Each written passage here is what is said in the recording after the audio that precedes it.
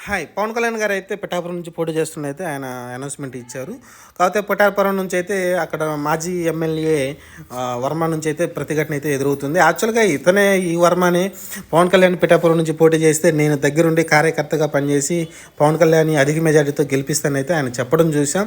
కానీ అప్పుడు ఆయన ఆ సీటు పవన్ కళ్యాణ్ రారనుకున్నారు. ఎందుకంటే ఖచ్చితంగా భీమవరం నుంచి ఖచ్చితంగా అక్కడి నుంచే పోటీ చేస్తారని అయితే భావించారు. లేకుంటే తిరుపతి వెళ్తారనుకున్నారు. కానీ పిఠాపురం నుంచి పోటీ చేస్తానడంతో అయితే ఆయన సీట్ అయితే గల్లంత అయిపోయింది వర్మదైతే.